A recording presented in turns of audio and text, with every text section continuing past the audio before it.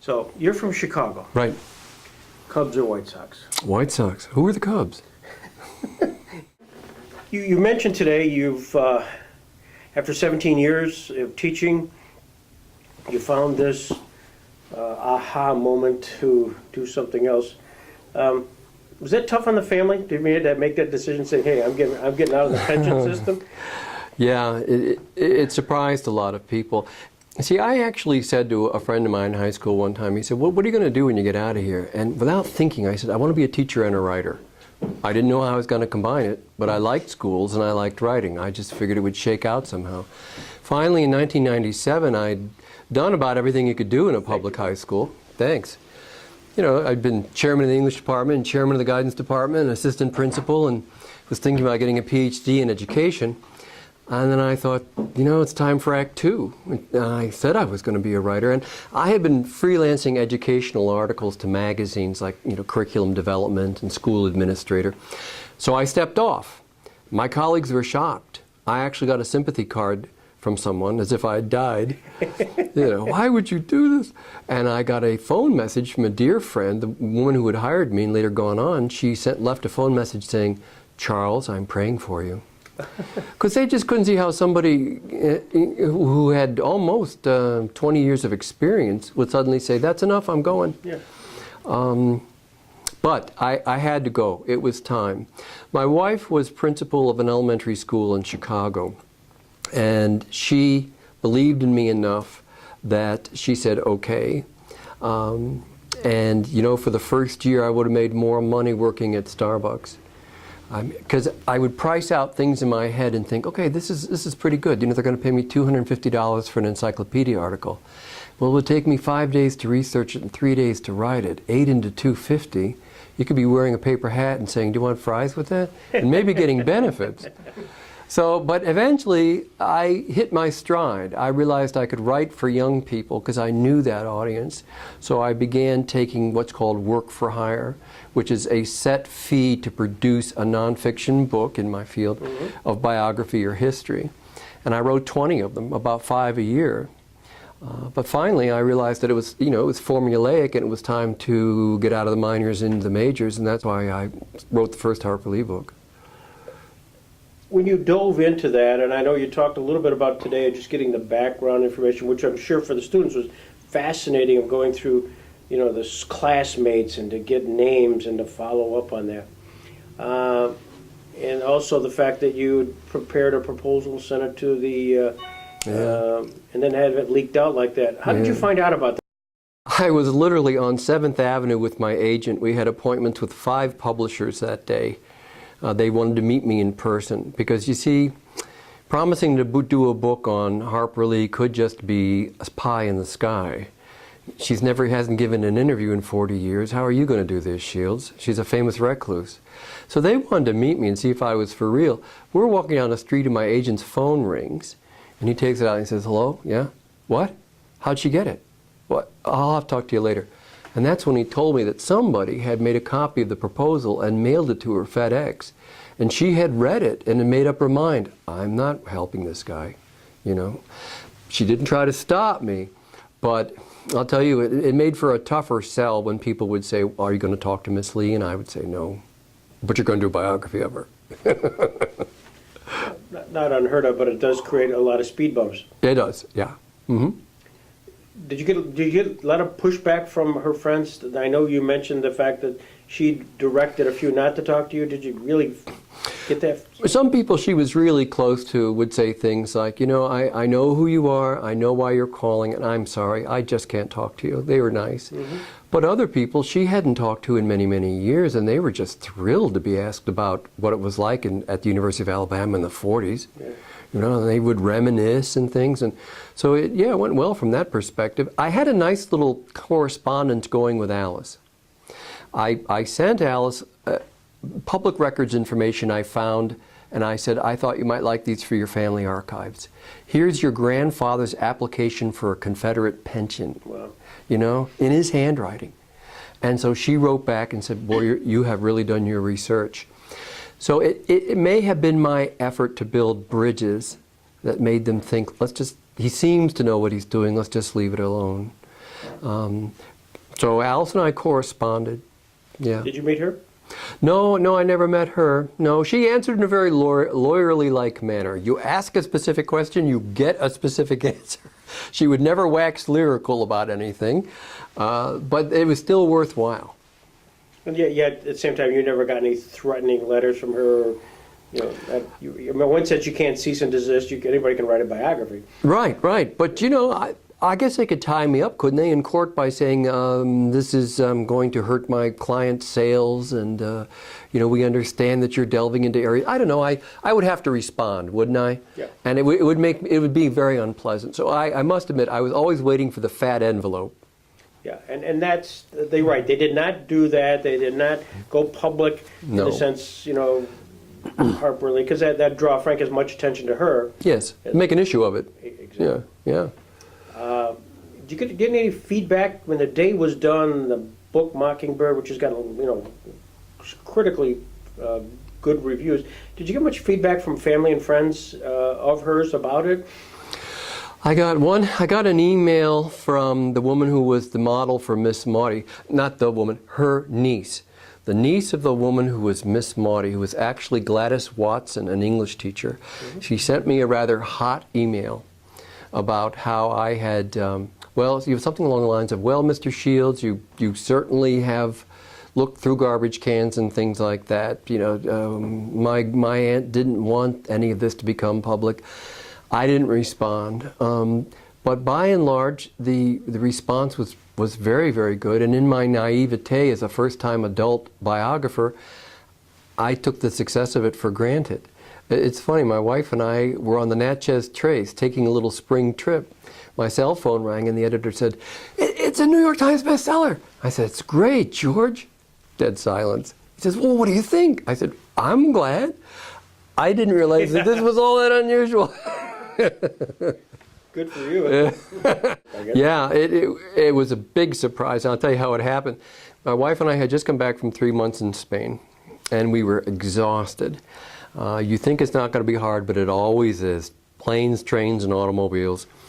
We had been home for 2 days. I opened up my computer, and here's 20 emails from things like Al Jazeera English and BBC. "Are you available for an interview? Interview request." The publisher is calling me saying, I got some people who want to talk to you here. I didn't even know what they wanted because I hadn't picked up a newspaper yet. And then they said, don't you know it's another novel? And when public television, public radio, maybe you heard this interview, she said, "How do you feel?" I said, "I feel vindicated." Because I knew it was there. I'd been telling audiences for years, there's a second novel, but it probably won't come out until she's gone. What I didn't count on, or didn't think about, was that it would come out after Alice was gone. Because Alice was the buffer between Harper Lee and the outside world. You know, she was her in-house attorney, her counsel. Alice died in November, and then lo and behold, first week of February, there's a new book. Somebody found the keys to the file cabinet. Yeah. Do you get a sense that there may be directions someplace floating around that after one of them died, both of them died, that would be released? I mean, did you get a sense that there's more to this story regarding the release? I think so because, well, let me put it this way. The state of Alabama was concerned enough about the rumors of elder abuse to send in somebody to evaluate her. I mean, people in town and some of her close friends says, well, Alice, the summer before she passed away, said, "Poor Harper, she'll sign anything." So they sent somebody in to evaluate her, and they found her fine, you know, able. But in the last few years, after being out of sight for so long, there's been a lot of contretemps related to the career of Harper Lee. I don't know whether you saw it, but an agent that she had flim-flammed her out of the copyright to the book, which is a gold mine. The book earns $500,000 a year in royalties, and he seized the copyright. He later relinquished it, but all these problems have happened as she grows older. The book itself, I mean, you obviously they haven't sent you a copy for review, but do you get a sense of what it's going to be like? I think that the heart of Go Set a Watchman was taken out and remade to create To Kill a Mockingbird.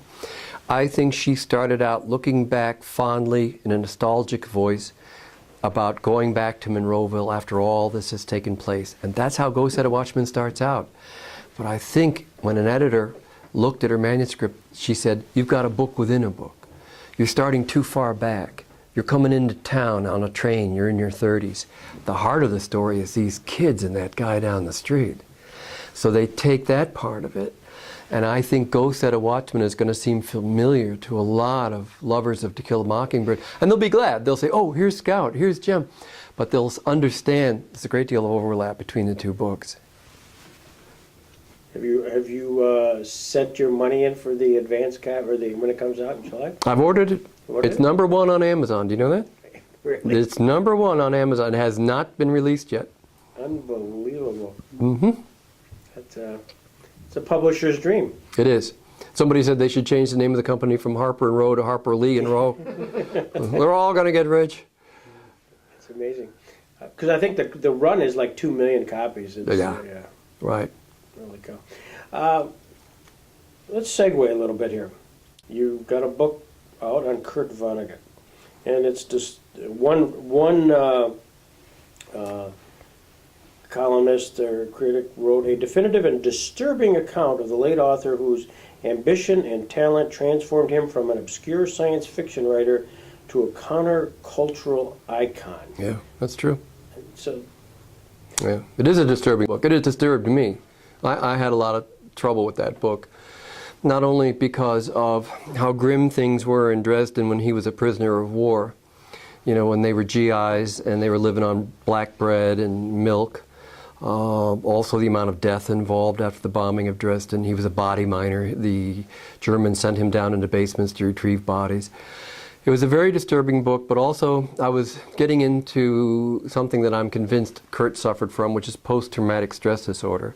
That went undiagnosed in a lot of World War II veterans. Mm-hmm. And people who knew him and his family said you never knew what you were going to get that morning. It could be Kurt, "Hey kids," or it could be Kurt who was real angry about something that nobody understood.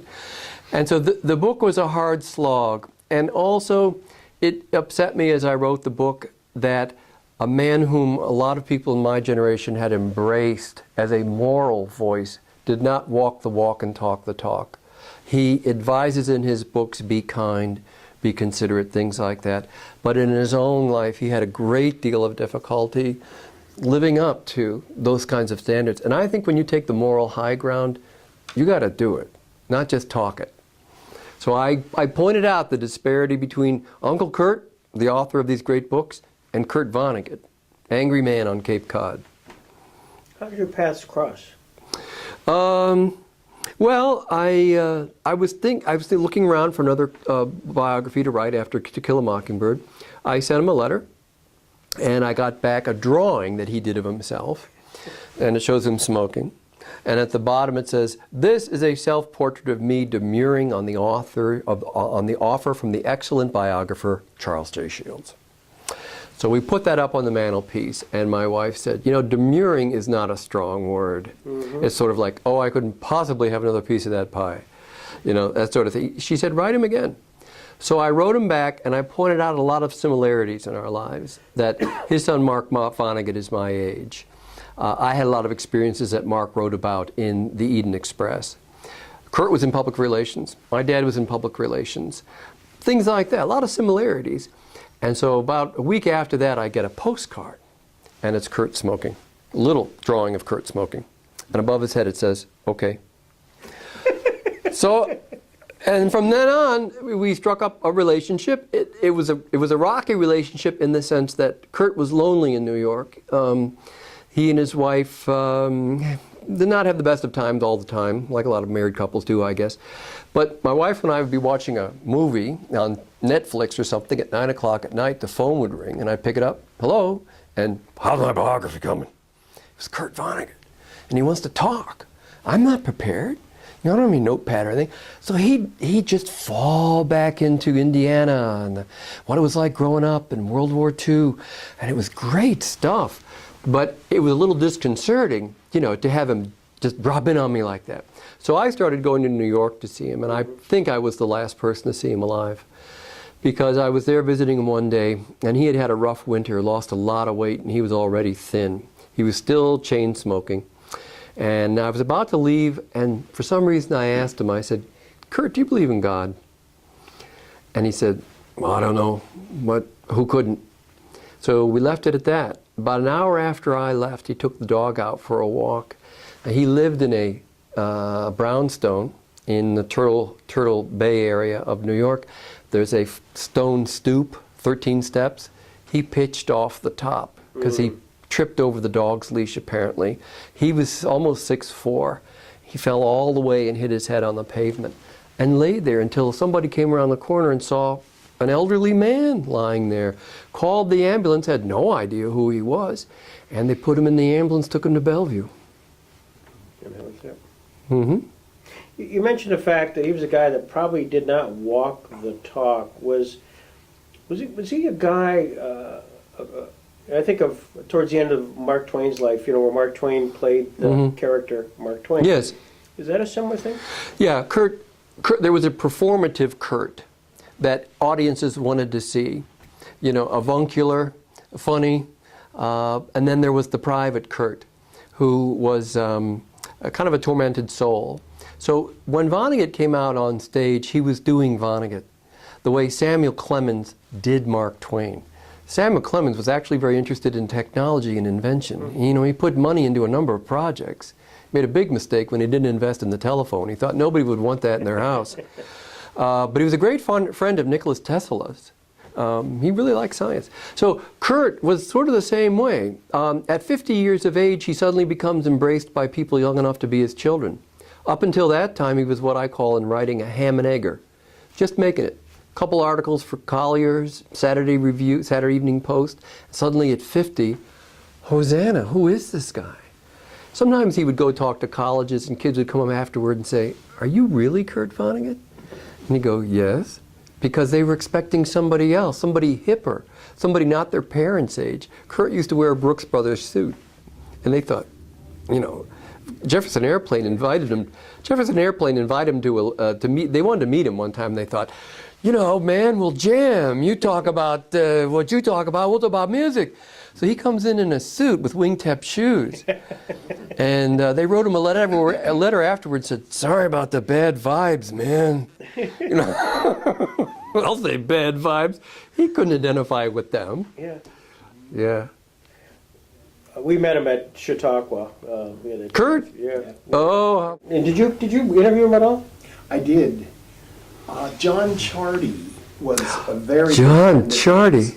And John got to come to Chautauqua like 7, 8, 9 years in a row. Yeah.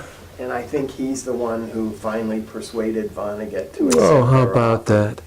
And the two of them together were just astonishing. I'll bet. I can't write that fast. Yeah. Well, both World War II vets, same age, loved their scotch. Yeah. Would they carry on talking? They did. I'll bet they did. Yeah. There was a very close friendship, and yet there was a very real rivalry. Ah. And like if somebody came to the door and wanted to talk to Vonnegut, Charlie didn't like that. Oh, okay. He was a great man. Yes, I got it. Okay. and This vice town ain't big versa. enough for two great men. Right. So did you talk to Kurt? I did. What was he like? Well, from your perspective. I found him quite interesting. I certainly agree that he was not who you expected that wrote those books, because Yes. I'd read all the books. Neil Gaiman made an interesting point. Right after my book came out, on his website, he said, all this talk about Shields' book and how bleak it is. And he said, I thought I must be losing my mind. Of course a man like that wrote those books. There's a lot of hopelessness and despair in those books. Yeah, they're funny, but they're also about sort of being disconnected with the real world. Yeah, And what a disappointment life is. yeah, I agree. Yeah. Did the Slaughterhouse-Five was when they had the most commercial success? Yes. That my age group certainly remembers. But was that the one he felt the most comfortable about? He was proudest of Slaughterhouse-Five. He had spent a lot of time trying to write it. He knew he had a war story inside of him, all right? There was something he needed to say about that experience. But it was not a From Here to Eternity kind of war book. It was not a Naked and the Dead, okay? It was something about how you feel when you're a private and you have no idea what's going on exactly. You're just supposed to go places, do the best you can, maybe get killed. So this hapless character, Billy Pilgrim, in Slaughterhouse-Five is Kurt, doing the best he can and wishing you were somewhere else. You mentioned that the book was structured so that Slaughterhouse-Five, where Vonnegut was almost upset that he did not see the action. He was there. Yes. He was physically there, but it was at the beginning, the end. It's like, as you mentioned, sort of slept through.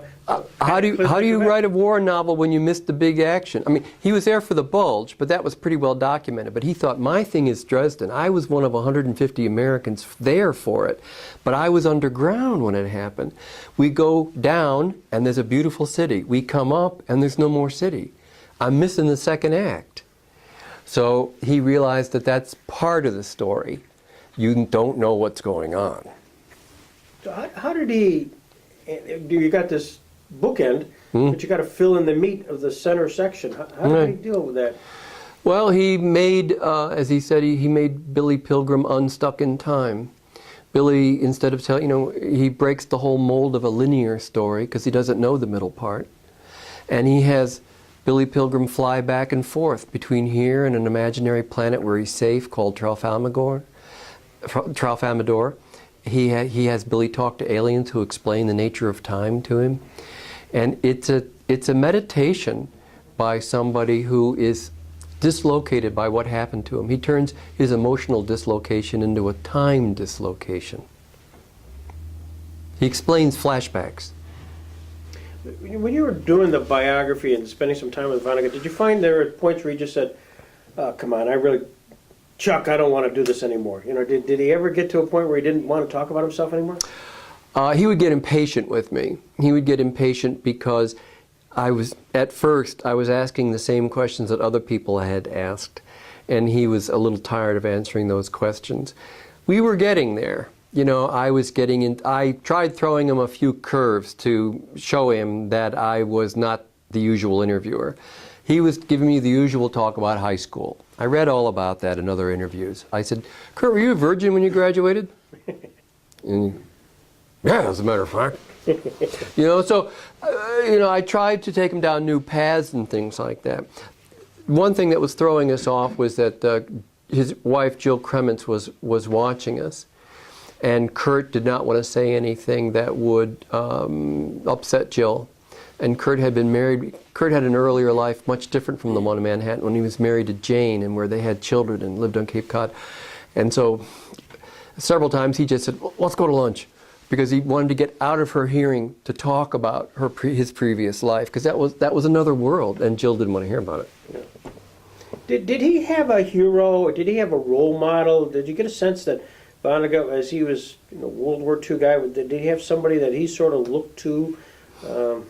He liked Eugene Debs. He admired him a lot. Eugene Debs, I believe, came from Indiana. He thought that Debs, as a socialist candidate and a labor leader, was a great man. He admired Voltaire. He told me he liked Candide. He admired Céline, the French author, because of the way he followed no rules in writing, but wherever his instincts took him.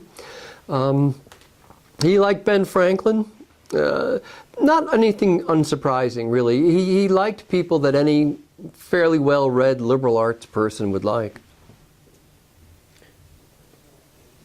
Changing the subject just a little bit, if there was somebody and you had access to anybody in kind of the realm of history, dead or alive, that you would like to do the next biography on, who might it be? Daniel Defoe, the author of Robinson Crusoe. Robinson Crusoe meant a lot to me when I was a young man. It's a tremendous metaphor for having to face yourself. Robinson Crusoe's on an island, and he spends a lot of time at first being angry at God, and then goes through almost kind of redemptive period. I didn't get all that when I was a kid. I only got that later. But I was fascinated by the idea of being sort of self-sufficient and making it on an island on your own. And I identify with Defoe as an author because he was a journalist and a freelancer. Daniel Defoe made his life by the pen, which at that time was very, very difficult. It landed him in the stocks a couple of times when he wrote pamphlets that people disliked. He died broke, hiding from his creditors in rope makers' alley. But you can't beat Journal of a Plague Year for its reporting. You can't beat his stories of pirates. Daniel Defoe had a keen eye, and he was talking right to you, the reader. So I admire him a great deal. Have you written anything about him? No, because you see, he's been done a lot. And first, I'd have trouble saying I had anything new to say. Secondly, Defoe tried to stay out of political trouble. There's a rumor he was a spy for Queen Elizabeth. And there's just no continuous story about Defoe. He pops up places. We can put him places, but we can't figure out what he really was in the interim. So I would have to go to England, I'd have to go to the Bodleian, and that's just not me. I write about American authors. Also wrote about Imagine. Oh yeah, Imagine, yeah. Well, how did you conceptualize? I mean, basically, you take a fairly short song and turn it into. Well, it's become kind of an international anthem. The way We Shall Overcome has become kind of an anthem in this country. And I was curious about ebooks, whether they were really profitable to write. Because many times I come up with topics that are too short for a book, but too long for a magazine article. And I thought, maybe ebooks really are the future. A one-shot topic of about 8,000, 10,000 words that somebody would download and read. What do I know about? I know about the Beatles. I grew up with them. And I was fascinated by, I thought that Yoko Ono had gotten short shrift by Beatlemaniacs. There was more to her than met the eye. So I wrote Imagine in 10 days. Wow. Sold it, went up on Amazon, has not been a big hit by any means, but it was my foray into a new technology, ebooks that exist only sort of virtually. Do you get any feedback from anybody who was of that era, whether it was the Beatles, I don't want to say Yoko Ono, but Well, I get a, that sounds very vain, I get a Google alert about myself. You know? Oh, yeah. And so whenever somebody comments, I see that they've done, and I go there and I see respectful remarks by people who like the Beatles. You ought to read Imagine. You know, I didn't know that. That's fine. That's what I meant it to be. It didn't seize the imagination of the world, but I suspect that it will be cited and it will continue. Is there a future for books? Oh, very much so, yeah. Yeah, sure. I think ebooks are like, were greeted the way television was greeted in the early 50s. In the sense that this is the new thing. Everybody's got to have one. You know, the movie theaters will never survive. Nobody will go to plays anymore because they can see craft mysteries theater and they can see all that. And then the wave crests and we go back to the known and what we love. I've read recently that sales of ebooks are dropping. I think people just like having a paperback in their back pocket. At first I suspected that she was a rather provincial woman, but as things have developed, I've begun to understand that she lives within a very small circle of people, and she really is but she's an elderly lady from a small town in the South. It was not her ambition to be great or famous, and I think she knows herself well enough to know that she doesn't fit well in that role either. She used to follow the same path in Monroeville to church and to Hardee's for coffee, and as I say, she's a provincial woman. That doesn't mean she can't have a great soul or a great spirit, and you know, we've all acknowledged that she's written one of the great books of the 20th century.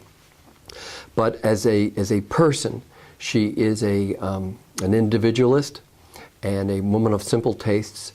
I understand she has no idea how much money she has, because it just doesn't matter. I suspect it's a little bit. I wonder, I guess what I was trying to think of before and just couldn't put together. She and Capote were friends Yes. as children, and yet he is not a provincial person and not someone who didn't want to be famous. He wanted to be nothing but famous. Yes. Two different movies sort of portrayed their relationship very differently. Was either accurate, or was it something totally different? Well, if you could take the genuinely Southern demeanor of Sandra Bullock and add it to the intelligence of Catherine Keener, you would have Harper Lee, a very bright Southern lady. They somehow managed to separate those out. But they were both very accurate movies. The reason that Truman wanted to be famous is there was a tremendous emotional hole in him that no one could fill. As late as 13 or 14, he was still throwing tantrums. He was emotionally stunted. One time his mother came to visit him in Monroeville and left after a short visit, and he discovered that she had forgotten her bottle of perfume. He drank it because he wanted her essence to be part of him. You know, he thought, you know, I'll smell like mother. That's very, very sad. With answered prayers, he really sort of did in many of his relationships. Did he ever do something like that to Harper Lee? Well, by not giving her, by not acknowledging her within cold blood the way he did, it was in essence shunting her to one side. She was hurt by that. But Truman was very, very self-destructive. One aspect, the flip side, the obverse of creativity is destruction. And some people see destruction as creative as well. And Truman, I think, sometimes by tearing up the pea patch in his relationships, felt that something's happening. You know, this is very exciting. Well, yeah, but you're also going to end up isolated. People don't soon forget that they were parodied. I think he felt she had gotten famous enough. That she had that dog had had her day. Okay. She got, you know, the Pulitzer and everything, and you have to understand, Truman didn't win the Pulitzer, didn't win the National Book Award. In his life, he only won the Edgar Mystery Award for a short story called Miriam. So, although everybody knew who Truman was, he wasn't getting the goods. He wasn't getting the accolades that he wanted. So he thought there was a certain amount of injustice in a woman who really didn't want to be famous becoming famous. Subject next. What's the one that you're focusing on? You mean my next book? Oh, well, I'm doing a life of John Williams for a Dutch publisher. Nobody in America, no publisher was interested in the life of John Williams because they said he's too small. He is on bestseller lists throughout Europe. He's the author of a book called Butcher's Crossing. It's probably one of the first revisionist westerns that portrays the West as it was, not as we would like it to be. This is not the Virginian. This is buffalo hunting. And then he wrote Stoner in 1965, which is about a Missouri professor, not particularly good at what he does, but passionate, and who stands up for what he believes is right. And then finally he won the National Book Award for Augustus, which is an epistolary novel. It's a novel written in letters from Augustus to his friends and lieutenants. It won the National Book Award, but it was shared with another author, so he only sort of got half a cake, half a loaf. Nevertheless, he was very proud. Stoner is assigned to business people all over Germany because it's a book about ethics. It's a book about standing up for what you believe. It's very similar to Kill a Mockingbird. The interesting problem I'm finding out with John Williams is he told whoppers. John was an embellisher. And I think I know why. It's because of something that happened in his childhood. All fiction writers fib. After all, a novel is one big, long thing that never really happened, right? Some things may be identifiable, but the great part of it is made up. What we must not do, though, is turn our lives into a kind of fiction. And John told a lot of things about himself that people took for granted that weren't true. So I'm having difficulty as a biographer finding out the truth about him, but it's also teaching a lesson, and I hope I'll be able to teach it to the reader, that a life of a fiction writer is you have one foot in made up and one foot in real. You know, it's no coincidence at the beginning of the Vonnegut book I put a remark by him. He said, I myself am a work of fiction. Mm-hmm. And he was.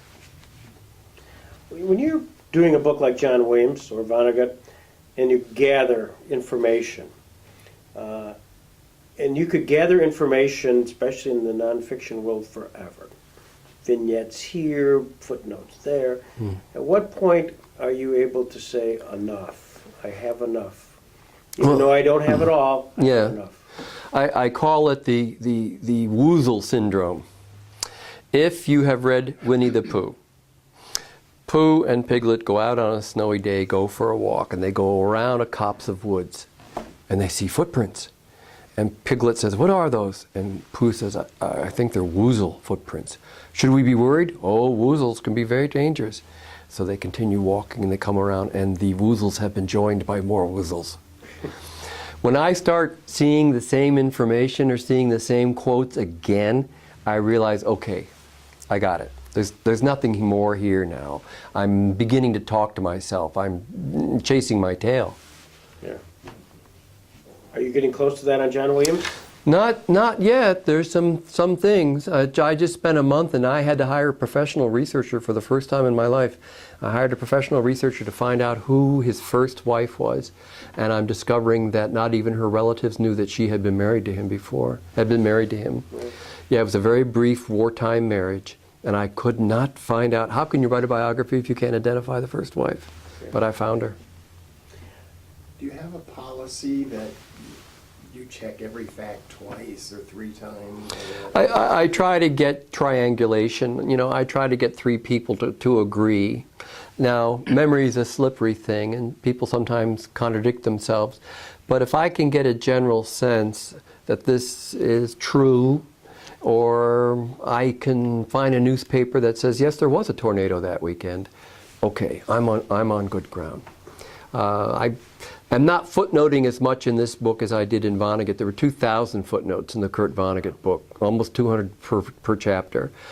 This time I'm just going to have to ask the reader to trust me a little bit more, because I'm not willing to do that amount of footnoting. It's just too difficult. Today you talked about the creativity side and the Destruction. Just as you look at a book, you want to do it because conceptually, I want to do a book on it, but then you got, would anybody read it, the economics of it all.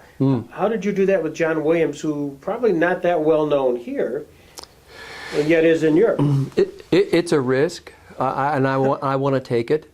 My agent said, now, if you do this, understand it's got to be a labor of love, because they're not paying very much money for this book. I said, I understand, but think of it this way. It's going to go right into translation in the Netherlands, and he's going to try to get it translated into other languages.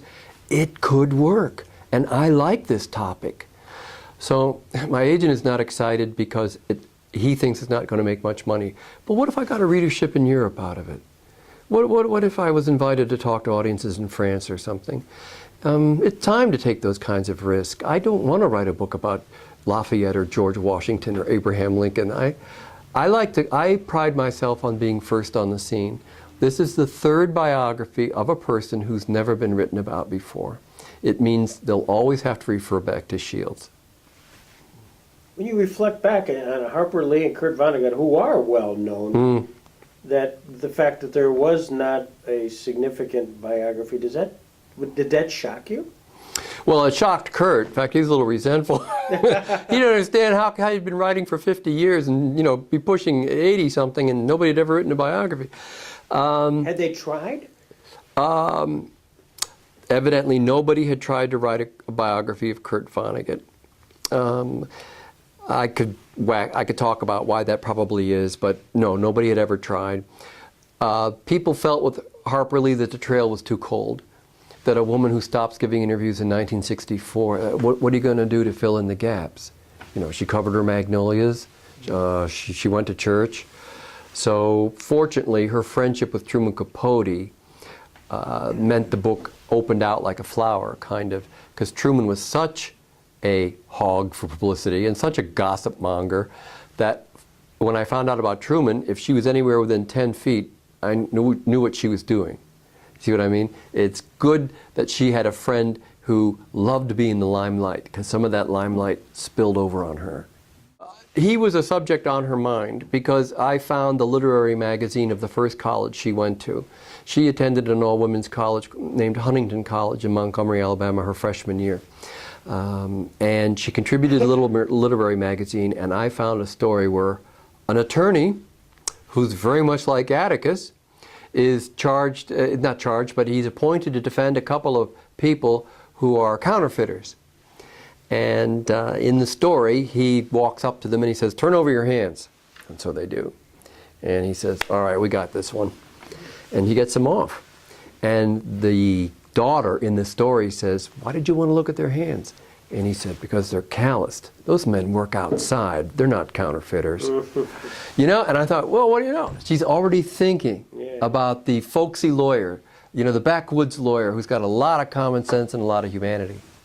Thank you so much. Oh, sure. I'm so thrilled to have you back. Oh, thanks a lot. It's been a pleasure. I'm always glad to come here. Yeah, you're the rock star. A lot of people very happy. Good, good, Thank good. you. Thanks.